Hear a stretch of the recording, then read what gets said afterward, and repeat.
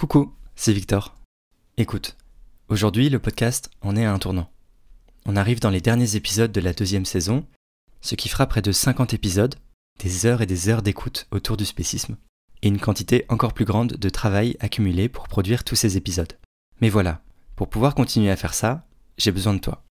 Vraiment, ce sont pas les idées qui manquent, j'ai des dizaines d'invités et de sujets en tête que j'aimerais énormément pouvoir traiter, et j'ai aussi envie de développer le podcast, pour qu'il devienne un média indépendant avec plusieurs formats et peut-être même des événements en live.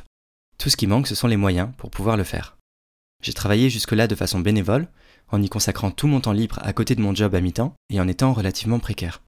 Si tu penses que Comme un poisson dans l'eau a de la valeur, que mon travail est pertinent et utile à sa modeste échelle, si t'en es convaincu et que t'as les moyens, bien sûr, s'il te plaît, abonne-toi ou fais un don, même très modeste, pour que le podcast devienne un média indépendant à part entière. Rien que le travail de lecture, recherche et préparation de chaque épisode représente des journées de travail, sans parler de l'enregistrement, du montage minutieux et professionnel, de la rédaction des descriptions, de l'animation des réseaux sociaux, de la veille médiatique et éditoriale, et de la participation à des événements pour faire connaître le podcast. Aujourd'hui, votre soutien est indispensable pour qu'une 3e saison puisse voir le jour à la rentrée, et que le podcast ne prenne pas fin tragiquement par simple manque de moyens. Pour info, Utip a fermé ses portes pour les personnes qui me soutenaient sur cette plateforme, mais de nombreuses autres plateformes et moyens de soutien sont à retrouver dans le Linktree, en description de l'épisode, à la section Soutenir. Merci du fond du cœur à toutes les personnes qui soutiennent ce média. Vous êtes déjà plus de 100 à l'avoir fait, et merci à celles qui continueront à le faire, j'espère, pour que la 3e saison puisse voir le jour, et bien d'autres encore après elle, grâce à vous.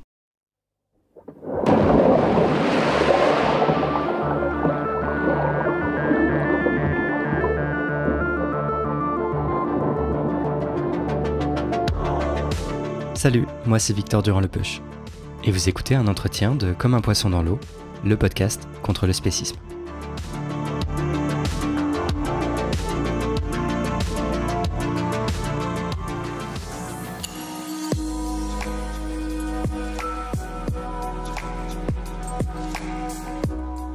Aujourd'hui, on aborde un des sujets les plus importants, selon moi, quand on parle de spécisme. En fait, quand on parle d'oppression, de façon générale. Car c'est quelque chose qui sert à naturaliser tous les ordres sociaux inégalitaires et discriminatoires. Vous l'avez forcément déjà entendu. Sexualité de prédateur masculin, qui est à l'origine de l'humanité, et qui repose sur la violence. C'est le coq dans son poulailler, oui, ça c'est exactement, c'est classique. Exactement, C'est animal, oui, qui repose sur le papillonnage. Éric Zemmour. C'est cette petite musique qui revient dans tous les discours, cherchant à verrouiller l'ordre social et contrer par avance les revendications égalitaires, en empêchant tout débat, toute discussion. L'attitude qui entend dénoncer radicalement l'anthropocentrisme est radicalement anthropocentriste. Car aucune espèce naturelle ne respecte naturellement les autres espèces naturelles. Alain de Benoît.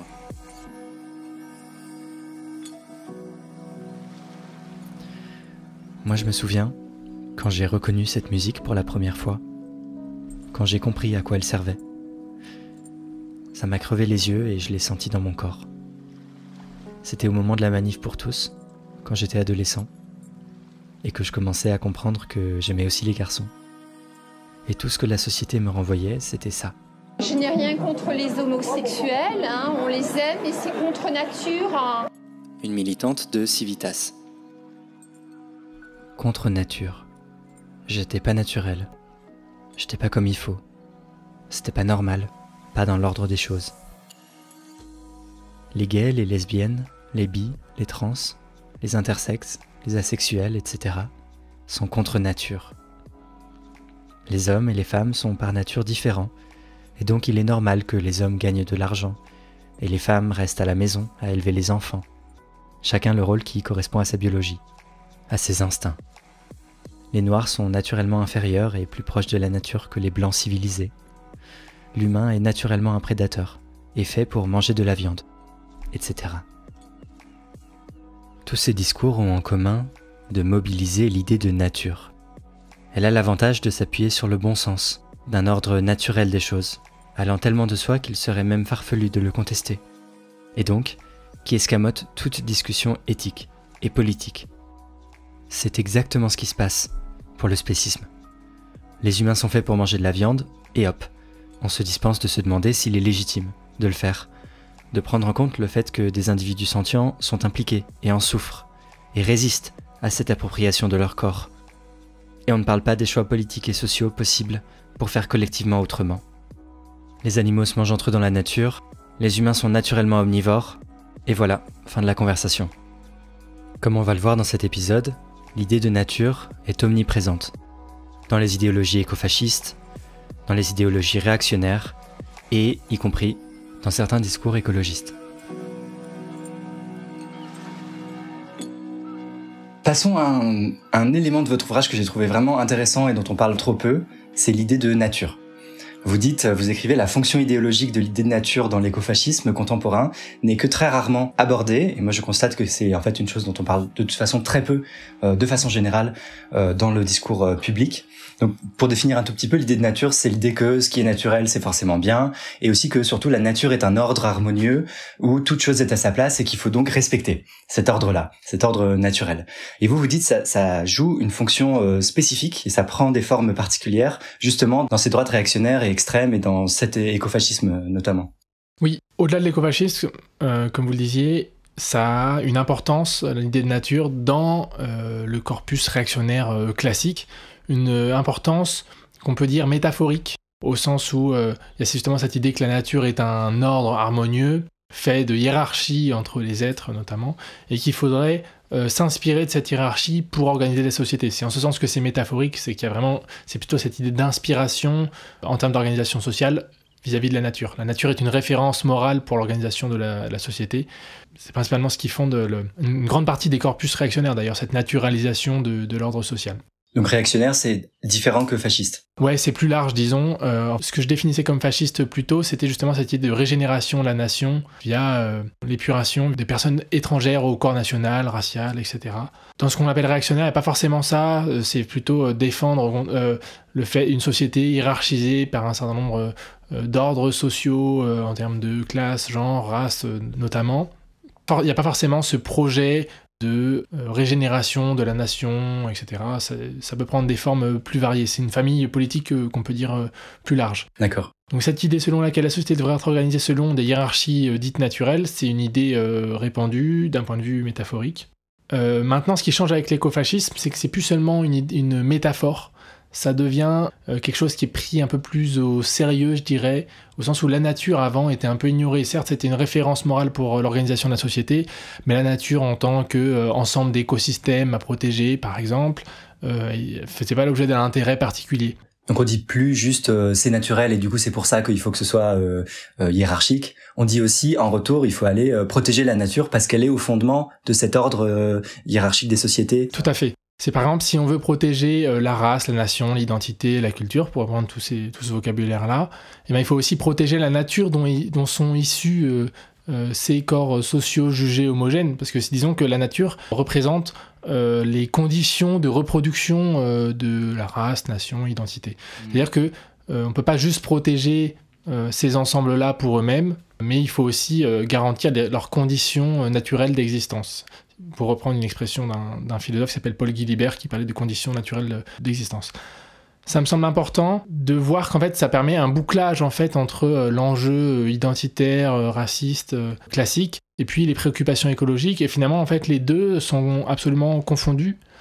Il ne faut pas forcément dire que, à mon avis, qu'il y a d'abord du racisme qui devient écologique ou d'abord une écologie qui devient raciste. Finalement, c'est deux enjeux qui sont, à mon avis, complètement mêlés dans cette conception-là de l'écologie ou de la différence culturelle, raciale, etc. Du coup, l'idée de nature joue vraiment un rôle central dans l'idéologie écofasciste. Presque de clé de voûte, on pourrait dire, puisqu'elle permet d'unifier plusieurs thèses qui, autrement, pourraient sembler un peu disparates. Les thèses autour de l'identité, le racisme, et celles autour de l'enracinement.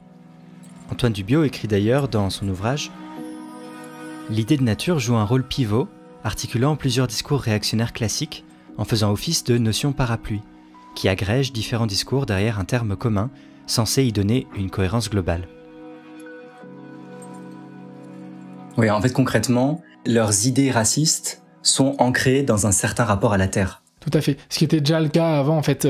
Là, c'est là qu'on se rend compte aussi qu'il y a une filiation quand même avec les doctrines d'extrême droite classiques, cette idée d'un enracinement dans la terre, c'est pas forcément nouveau. C'est déjà dans le fascisme, ça. On parlait du sang et du sol. Tout à fait. Le concept d'enracinement, en fait, n'est pas nouveau. Maintenant, avant, il était plutôt métaphorique.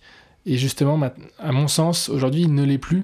Et vous l'avez dit, l'idée de nature, elle est pas, mais alors vraiment pas du tout propre ni à l'extrême droite, ni au développement des idéologies écofascistes. Déjà, il y a dans les droites en général, y compris réactionnaires et non fascistes, une forme de naturalisation des rapports sociaux inégalitaires, comme vous l'avez dit. Donc eux aussi se revendiquent de l'idée de nature. D'ailleurs, c'est intéressant, vous analysez aussi dans l'ouvrage une revue et un mouvement. Alors la revue, c'est Limite, et le mouvement en question, c'est ce qu'on appelle l'écologie intégrale, qui s'appuie aussi beaucoup sur cette idée de nature pour fonder des rapports sociaux inégalitaires. Oui. L'écologie intégrale, juste pour remettre un petit peu de contexte, c'est une approche de l'écologie, disons, qui est notamment promue par le pape François et par l'Église catholique de manière plus large. Le pape, dans une lettre à tous les évêques, ce qu'on appelle une encyclique, dans laquelle il développe sa doctrine théologique, a mis en avant le fait qu'il fallait traiter conjointement les questions sociales et environnementales. C'est quelque chose d'assez consensuel et finalement d'assez peu politique en soi, au sens où il peut y avoir différentes appropriations de ça. Et justement, il y a eu différentes appropriations de cette écologie intégrale, dont le pape François n'est d'ailleurs pas l'inventeur, mais disons le promoteur, il l'a propulsé un peu sur le devant de la scène, mais qui existait déjà au sein de la théologie catholique. En Amérique du Sud, notamment, ce sont principalement des mouvements sociaux progressistes qui se sont saisis de cette écologie intégrale et qui en ont fait des propositions concrètes à partir de là. Alors qu'en France, l'écologie intégrale arrive dans le débat public dans un contexte post-manif pour tous et a du coup principalement été appropriée par des franges réactionnaires des catholiques. Oui, Manif pour tous, on le rappelle, c'était des manifestations qui étaient contre la loi pour le mariage homosexuel, y compris pour éteindre en fait le mariage aux personnes LGBT, et du coup qui étaient des manifestations réactionnaires en fait, mais très organisées, constituées avec des groupes et qui ont eu du coup une forme de filiation ensuite par la suite de ces groupes-là qui se sont emparés d'autres sujets notamment. Tout à fait, et l'écologie en fait partie. Même si c'est pas forcément le sujet majeur dont se sont saisis les héritiers de la Manif pour tous, il y a certaines personnes qui s'en sont saisies, et notamment au sein de cette revue Limite. Et la revue Limite, qui a disparu aujourd'hui, mettait en avant le fait que c'était un espace de dialogue en fait entre catholiques sur la question écologique, sur la manière de traiter en catholique la question écologique. Donc il y avait vraiment un objectif présenté comme rassembleur de gens de divers horizons politiques, mais qui se retrouvaient sur un certain nombre d'enjeux écologiques et éthiques, dits bioéthiques de manière plus large. Donc les questions d'avortement, voilà, les questions de genre... tout à fait, voilà. C'est une revue qui est fondamentalement misogyne et homophobe, en fait, on peut le dire comme ça, mais qui, disons, dans son existence, ne va pas forcément parler de ces sujets tout le temps, en fait. C'est une revue qui va se présenter comme une revue culturelle un peu plus large, qui va parler aussi de sport, de musique et de plein d'autres choses en dehors, et qui, finalement, c'est vrai que les articles spécifiquement centrés, par exemple, sur le rejet de la contraception, en fait, vont être assez minoritaires. Ça ne veut pas dire qu'ils ne sont pas au fondement, en fait, de leur conception de l'écologie, etc. Conception de l'écologie qu'on peut par exemple retrouver dans les ouvrages des fondateurs de cette revue, où ce fond essentialiste qui fossilise les différences hommes-femmes d'un point de vue naturel, par exemple, sont en fait très fortes. C'est vrai que dans la revue, il y a un certain nombre d'articles qui vont pas forcément traiter de ces questions-là, et c'est un peu le cheval de Troie, finalement. Voilà. Et ça permet notamment le fait qu'il y a des... on pourrait dire des espèces de cautions de gauche qui vont participer à cette revue, des gens qui sont des catholiques de gauche investis dans les mouvements sociaux depuis longtemps, qui en fait considèrent que y a peut-être des divergences un peu sur ces sujets, mais que globalement le fait de se saisir de la question écologique est quand même intéressant, serait intéressant de le faire au sein de l'Église catholique. Et finalement c'est quelque chose qui participe au fait que cette revue a été un espace qui a légitimé une certaine conception réactionnaire de l'écologie, y compris avec des gens qui la partageaient pas forcément. Voilà. La figure la plus connue en fait de l'écologie intégrale en France, c'est probablement la journaliste au Figaro Eugénie Bastier.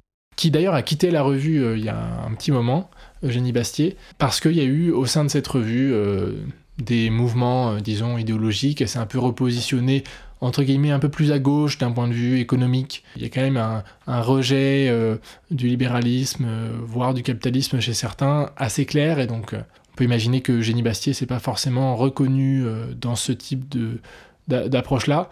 Maintenant, sur les questions de genre et de sexualité, finalement, en fait, il n'y a aucun changement qui, à mon sens, est apparu dans cette revue. Là où on reboucle avec l'idée de nature, c'est qu'effectivement, il y a cette idée d'ordre naturel censé organiser la société qui domine, et le fait que la perturbation de cet ordre naturel serait à la source de la crise écologique, c'est quelque chose de très fort, qui est donc très proche de ce qui peut exister au sein de la nouvelle droite, qui est pourtant pas forcément investie dans le catholicisme du tout, qui considère même que le catholicisme est à la source de la crise écologique, une des sources de la crise écologique.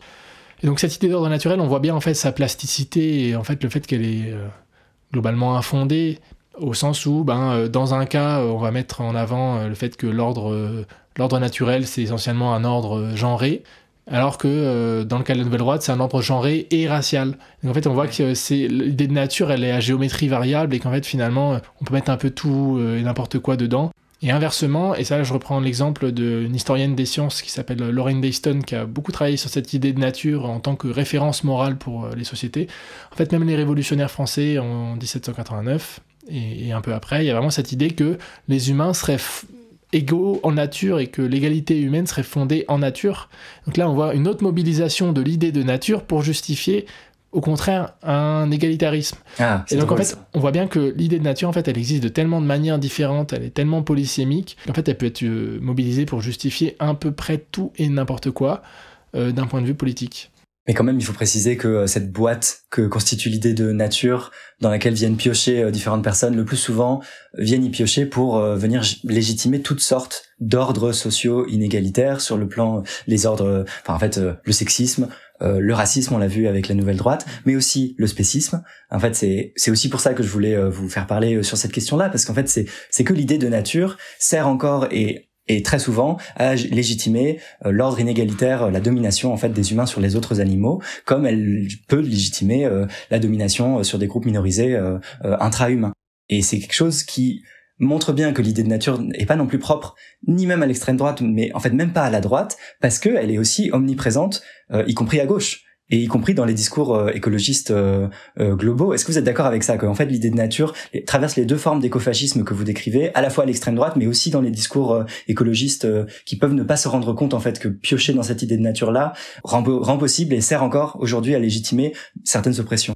Oui, tout à fait. On le retrouve bien dans certains discours écologistes ancrés à gauche, par exemple sur la question de l'élevage paysan, qui serait l'élevage naturel, traditionnel, il y a un peu une confusion entre ce qui est naturel et ce qui est traditionnel des sociétés humaines, voilà.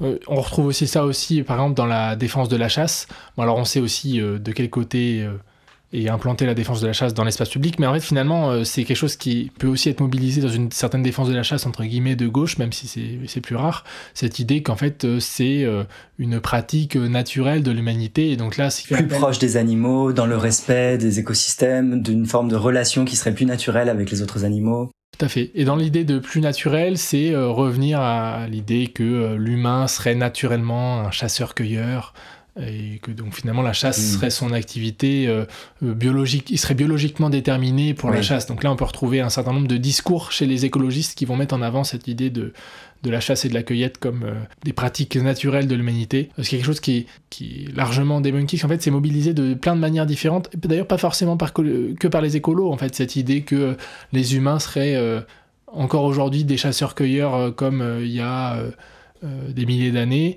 et qu'en fait ça déterminerait un certain nombre de leurs comportements sociaux, etc.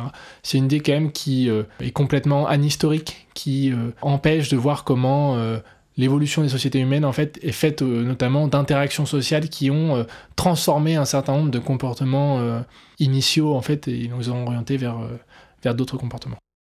Et vous parlez, c'est intéressant dans votre ouvrage, du risque. En fait, quand vous décrivez les risques de fascisation de l'écologie, vous dites il y a un certain risque à employer des concepts un peu généraux et qui sont du coup potentiellement ambigus. Et alors vous en parlez pour la modernité, pour critiquer cet usage de la critique de la modernité, mais je trouve que ça peut tout aussi bien s'appliquer à cette question de la nature, qui a encore une place assez centrale dans les discours écologistes, et qui de même, du coup en fait nature, ça se prête à cette idée de naturalisation d'ordre inégalitaire, et ça risque peut-être les mêmes ambiguïtés auxquelles vous appelez à être vigilant, des ambiguïtés avec peut-être une conception beaucoup plus normative justement de l'ordre naturel qui vient fonder notamment le spécisme.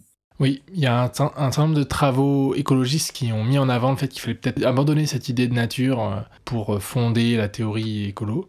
Je suis tout à fait d'accord avec ces prémices théoriques et les justifications du fait qu'il faille abandonner cette idée-là. Maintenant, en pratique, je vois mal aussi comment on peut réussir à s'en défaire complètement, tellement le terme est omniprésent. Je pense que c'est un objectif intéressant et c'est bien si on peut produire des théories qui se fondent pas sur cette idée-là. Maintenant, dans les discours concrets, au-delà des ouvrages théoriques très poussés, je pense qu'on va avoir du mal à se défaire de cette idée-là. Donc il y a peut-être aussi un travail à faire sur quel type de nature est-ce qu'on met en avant, et justement une vision très hiérarchisée qui hiérarchise les êtres humains mais aussi non humains évidemment entre eux, ou une conception de la nature tout à fait autre, en fait, qui existe aussi, hein. C'est-à-dire que les mouvements libertaires, c'est pas trop ma spécialité, mais faut reconnaître quand même qu'il y a un certain nombre de mouvements libertaires qui ont mis en avant cette idée de la nature comme espace de liberté, plutôt que la nature comme hiérarchie et comme espace de prédation. Et en fait, il y a toujours un peu ces deux représentations qui ont dominé. Alors j'ai parlé des mouvements libertaires, mais on peut probablement remonter sur des racines philosophiques bien plus anciennes là-dessus. Oui, et tant qu'on en est sur le lien avec la question de l'antispécisme, pourquoi est-ce que de façon générale, dans l'esprit des gens, et en fait dans les médias aussi, dans le discours médiatique, même dans les discours intellectuels, animalisme et écologie, c'est toujours mis dans le même sac. On finit toujours par en parler en même temps, et le plus souvent, en fait, en considérant l'animalisme presque comme un sous-type d'écologie. Pourquoi est-ce que c'est toujours mis dans le même sac ? C'est compliqué, à mon avis, de déterminer pourquoi. Moi, mon sentiment, ce serait qu'il y a une espèce d'amalgame pseudo-éthique qui est fait entre le fait de protéger la nature, je mets des guillemets à protéger la nature, et protéger les animaux, et qu'effectivement, protéger les animaux, ce serait un sous-ensemble de protéger la nature. Et en fait, je dis amalgame pseudo-éthique parce que finalement, ni l'écologie politique, ni l'animalisme se réduisent à ces formules un peu creuses de protéger la nature ou protéger les animaux. Alors moi, je suis pas spécialiste de l'animalisme, mais sur l'écologie, en fait, protéger la nature, ça fait longtemps que les écologistes ont dit qu'il ne s'agissait pas de protéger la nature, que c'était quelque chose de beaucoup plus complexe. Ça ne veut pas dire qu'il ne faut pas faire en sorte de garantir le bon fonctionnement des écosystèmes, etc., par exemple. Mais simplement, en fait, qu'il y a des enjeux d'organisation sociale qui sont connectés à ça, et qu'en fait, il y a toujours eu un peu un continuum entre des actions de préservation de la nature et des actions écologiques plus transformatrices de la société.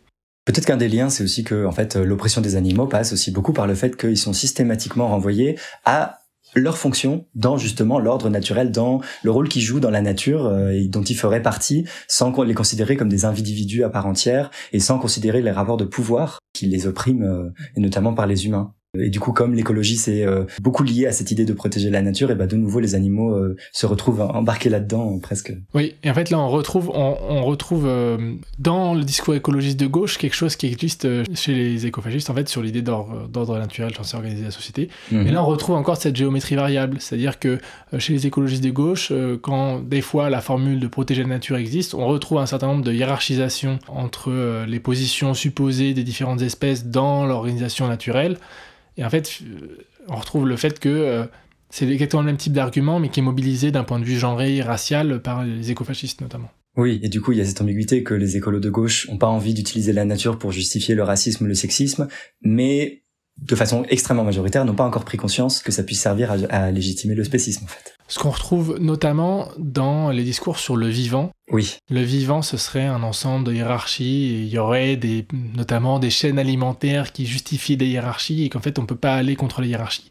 Ce qui est très intéressant parce que ce sont les mêmes auteurs qui ont parfois critiqué l'idée de nature parce qu'elle était trop hiérarchique, trop rigide, et qui vont remobiliser la notion de vivant, et qui en fait vont mobiliser le même type d'argument, certes non pas pour justifier des dominations raciales intra-humaines ou genrées intra-humaines, mais envers les animaux autres qu'humains. Des auteurs comme Baptiste Morisot, qui parle beaucoup, qui a beaucoup fait pour développer ce discours sur le vivant, et qui, dans un de ses ouvrages, rejette explicitement l'antispécisme sur la base d'arguments mal fondés, disons. Oui, avec un concept qui s'appelle le multispécisme, mais qui est un peu fourre-tout, c'est-à-dire que au départ, il y a certes en anthropologie de l'environnement un champ de recherche, un sous-champ de recherche qui s'appelle l'ethnographie multispécifique, et qui s'intéresse à la manière dont les relations humaines en fait forment un continuum avec les relations avec d'autres espèces animales.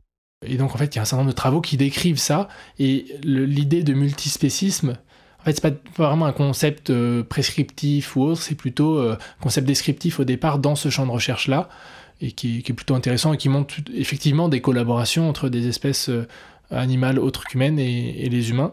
Et il y a notamment une autrice écologiste célèbre qui s'appelle Anna Tsing, qui est justement une anthropologue, qui parle de socialité plus qu'humaine, et c'est des concepts plutôt intéressants.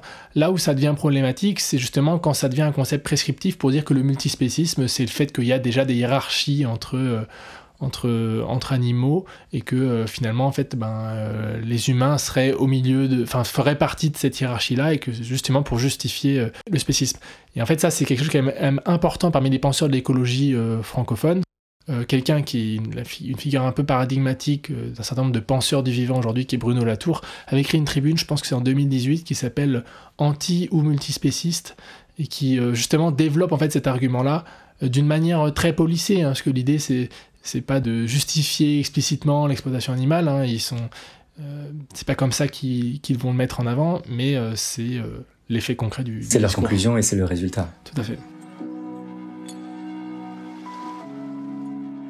Est-ce que vous pensez, mais je sais que c'est pas votre spécialité et que je vous fais un petit peu sortir de votre terrain habituel, que l'antispécisme présenterait aussi peut-être des ambiguïtés similaires à celles que vous pointez par rapport au discours écologiste? Des risques en fait de formuler la question du spécisme dans des termes, ou peut-être l'animalisme de façon générale, dans des termes qui peuvent faire des ponts avec des idées d'extrême droite?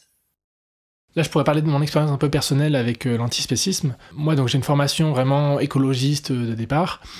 Et puis, dans l'écologie, il y a vraiment cette idée de préservation de l'écosystème comme un tout, quitte à parfois intervenir. C'est un terme qui fait très technique et très euphémisant, mais je vais le mobiliser volontairement. Intervenir dans l'écosystème pour le réguler. Et donc, c'est un peu l'argument des chasseurs pour préserver l'intégrité des écosystèmes. Et donc ça, c'est un postulat éthique qui est quand même important chez les écologistes, même les écologistes qui ne se revendiquent pas forcément d'approche éthique de l'environnement. Il existe en effet tout un champ de recherche qu'on appelle les éthiques environnementales, et qui sont parfois enseignées dans les mêmes départements ou dans les mêmes centres de recherche que les éthiques animales. Mais tant les éthiques environnementales qu'animales ne sont que très peu étudiées en France pour le moment. Et surtout, elles ne sont pas aussi structurantes, notamment pour la pensée de l'écologie politique qui s'est développée de façon relativement autonome vis-à-vis de ces recherches plutôt anglo-saxonnes. Donc, la plupart des grandes figures de l'écologie politique en France ne s'appuient pas tant sur une réflexion éthique. C'est quelque chose qui m'avait beaucoup marqué, et en fait que j'opposais dans ma conception à l'époque avec un certain nombre d'approches environnementales centrées justement sur des individus, je veux dire vivants et pas sentients volontairement, et donc une approche qu'on peut appeler le biocentrisme, qui est aussi une éthique de l'environnement aussi, et qui, pour le coup, dans les milieux écologistes, sont des approches centrées justement sur les individus qui sont très critiquées pour leur potentiel autoritaire et leur dérive dite relativiste, donc que toute vie vaudrait une autre. Et ça, c'est quelque chose qui est très critiqué dans les espaces écologistes, et très tôt en fait, et que c'est quelque chose dans lequel il ne faudrait pas tomber. Et je pense que c'est très structurant dans la pensée écologiste contemporaine. De même l'écocentrisme aussi, où au nom de l'équilibre des écosystèmes, finalement on en vient à ne plus considérer l'intérêt des individus qui composent cet écosystème et qui eux sont sentients, peuvent souffrir, et donc on peut avoir des conclusions qui ont des conséquences éthiques désastreuses au nom des écosystèmes. Il y a aussi eu cette critique-là. Voilà, tout à fait. Et donc en fait, je pense que c'était structuré comme ça, principalement le débat écolo pendant longtemps, et je pense qu'il y a certaines dérives quand on va complètement dans un raisonnement jusqu'au boutiste de ce type d'approche-là. Maintenant, je pense que c'est des approches éthiques qui sont intéressantes en termes de réflexion, mais si on se concentre aussi en termes de lutte, en fait, c'est aussi des vocabulaires qui vont aussi se mêler à d'autres. Et moi, il y a notamment tout le registre de l'exploitation, en fait, quelque chose que j'identifiais pas initialement dans les travaux sur la question animale, et qui, en fait, m'a permis de comprendre aussi que c'était aussi des rapports de pouvoir en fait, et je pense que c'est un bon moyen aussi d'éviter les ambiguïtés et d'éviter des raisonnements éthiques qui peuvent être parfois un petit peu abstraits aussi à comprendre, et qui se connectent pas forcément à des situations concrètes. En tout cas moi c'est quelque chose qui me semble important pour sortir un petit peu de ce type, des ambiguïtés qui peuvent exister. Et donc, en fait c'est vrai là j'en parle pour l'animalisme, mais en fait c'est vrai pour l'écologie aussi. Revenir toujours sur les questions des rapports de pouvoir, c'est un bon moyen de... Donc vous dites c'est une bonne chose de parler d'exploitation Ouais. ou d'oppression parce que ça renvoie bien aux rapports de pouvoir inégalitaires et les gens peuvent par analogie comprendre que c'est des dynamiques communes Ouais. ou semblables ou similaires avec le sexisme, le racisme, avec d'autres rapports de pouvoir inégalitaires intra-humains. Oui, donc pour revenir à la question de départ sur les ambiguïtés, en fait le fait de pas parler de ces rapports de pouvoir, à mon avis c'est une source d'ambiguïté. Voilà, c'est... Ok, donc tout un pan de l'animalisme en fait qui ne parle pas de spécisme. Voilà. En soi. Par exemple, ou de spécisme, ou même des autres types de domination sociale en fait, et de la manière dont elle fonctionne de manière analogique. D'accord, oui. Moi j'ai l'impression, et vous me direz si vous trouvez ça juste, que mine de rien, historiquement en France, l'antispécisme, les quelques figures antispécistes qui existaient, ont plutôt participé à pointer en fait ces contradictions ou ces ambiguïtés que vous-même vous analysez au sein du discours écologiste, justement par conscience qu'en fait ces ambiguïtés-là servaient aussi à légitimer le spécisme, et donc c'était une forme de critique externe de l'écologie par l'antispécisme, qui pour le coup n'a pas du tout été entendue, et qui n'est peut-être toujours pas complètement entendue par l'écologie politique. Elle est toujours pas entendue, ça c'est très clair. Et puis surtout, moi je dirais que en fait, elle est devenue visible dans les espaces écologistes que très très récemment en fait. Pendant longtemps, moi je vais être honnête, en fait, j'en avais jamais entendu parler et j'en comprenais pas forcément le sens non plus. Disons qu'on avait plutôt justement le discours centré sur la gauche paysanne qui était omniprésent. Et donc la gauche paysanne, ça veut aussi dire l'élevage paysan, c'est pas uniquement les cultures paysannes. Et ça, c'est quelque chose qui a été vraiment omniprésent, mais qui l'est toujours en fait. C'est très difficile de repérer, même dans l'histoire du mouvement écologiste, les critiques antispécistes, finalement, elles sont très peu visibles et c'est plutôt des sphères qui ont existé de manière séparée. Et donc moi, je suis plutôt même en découverte de ce type de critiques-là et je vois leur histoire, etc. Mais j'en ai quasiment jamais entendu parler dans les travaux historiques sur la question écologique et sur l'appropriation politique de la question écologique notamment. Donc c'est aussi intéressant de voir cette invisibilisation. C'est pas juste une histoire de pas entendu, c'est une histoire aussi de rejet presque. Enfin, on pourrait faire presque une histoire de ça aussi. Il faudrait, j'ai hâte que quelqu'un le fasse. Les critiques antispécistes de l'écologie auxquelles je fais allusion sont par exemple celles de David Olivier ou Yves Bonnardel, tous deux ayant participé à l'introduction de la question antispéciste en France, notamment par les cahiers antispécistes. Je vous mets dans la description de l'épisode quelques textes écrits par eux sur cette question de l'écologie. Et parmi ces critiques antispécistes figure également celle de Clémentine Guyard, qui s'appelle « Dame Nature et Mité ». C'est un texte vraiment passionnant qui résume extrêmement bien ce qu'est l'idée de nature et comment elle agit comme un des verrous les plus puissants du spécisme. Elle parle aussi de ces ambivalences de l'idée de nature, car il y a paradoxalement à la fois une valorisation de ce qui est naturel parfois, et donc un appel à ne pas subvertir cet ordre naturel, ces équilibres, cette harmonie de la nature, mais d'autres fois le renvoi à la nature peut se retourner et être plutôt dénigrant, par rapport à l'appartenance à la culture, à la civilisation, aux humains qui sont censés s'éloigner de la nature en la dominant, et donc ce sont les dominés qui sont le plus souvent renvoyés à l'ordre naturel pour les dénigrer. Il y a donc une très forte ambivalence de l'idée de nature, mais curieusement dans un sens comme dans l'autre, elle sert toujours à maintenir la domination. On se reconnaît opportunément comme des animaux quand il s'agit de justifier de les manger, mais le reste du temps, on cherche à s'en distinguer le plus possible, pour justifier l'exceptionnalisme humain. Pile je gagne, face tu perds. Voilà, j'espère que ça vous aura donné envie de lire ce texte, Dame Nature et Mité, que je vous mets en description avec tous les autres. Il reste une troisième partie de l'entretien avec Antoine Dubiot, que j'espère que vous trouvez passionnant. On rebouclera avec la réflexion initiale, qui était le passage du journaliste Hugo Clément dans un événement du média d'extrême droite Valeurs Actuelles. C'est bien dans cette troisième partie qu'on prendra de front la question « Hugo Clément, devait-il y aller ?» Ce qui sera également l'occasion de traiter la question « Faut-il débattre avec l'extrême droite ?» À très vite. Bisous.